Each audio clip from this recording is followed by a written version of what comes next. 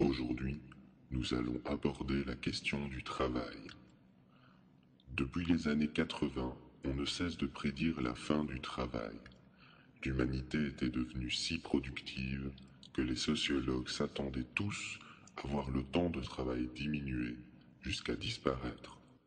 Pourquoi nous retrouvons-nous dans la situation inverse, à devoir travailler plus pour gagner plus? Avant tout, qu'est-ce que le travail?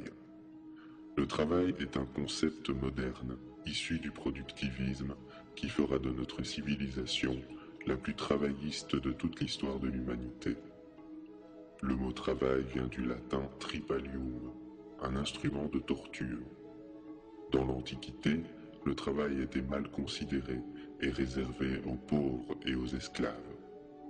Le non-travail, l'otium, était quant à lui vu comme une source de liberté et de bonheur.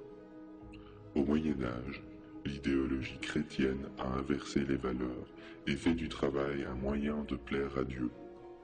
Malgré la forte soumission au pouvoir, on ne travaillait à l'époque qu'1 jour sur 3. C'est avec la révolution industrielle et le développement du capitalisme que l'homme va se mettre à travailler comme jamais auparavant. Produire des richesses devient une finalité en soi. Grâce à la lumière et à la maîtrise du temps, on peut enfin travailler en dehors des heures naturelles. Le Fordisme, le Taylorisme et enfin le Toyotisme, les nouvelles organisations du travail n'ont qu'un objectif, produire plus en abusant de la force humaine couplée à celle de la machine. La productivité explose, les capitaux s'envolent et les travailleurs entrent dans l'ère de la consommation. Alors que le travail était depuis 10 000 ans un effort physique ou intellectuel dans le but de répondre à un besoin, il est insidieusement devenu un emploi, c'est-à-dire la soumission d'un individu à un autre en échange d'argent. Cet argent permet à l'individu d'acheter des objets que d'autres vont produire. Au début, ce fut positif. Les pauvres vont avoir soudainement accès à des biens de consommation et les plus riches gonflaient leurs capitaux. La production a continué d'augmenter chaque année et les besoins ont été peu à peu remplacés par des envies. Les quantités produites furent telles que 2 solutions étaient possibles. Soit diminuer le temps de travail, soit créer une société basée sur la consommation.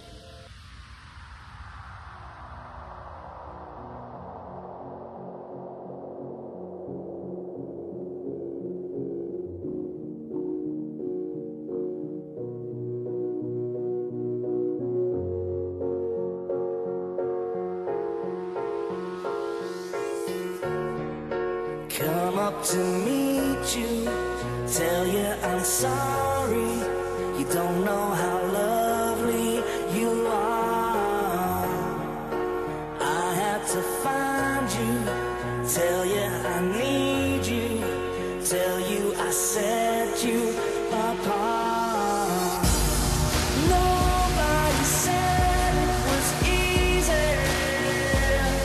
It's such a shame for us to part. Nobody said it was easy. No one ever said it would be this hard. Or take me back to the start.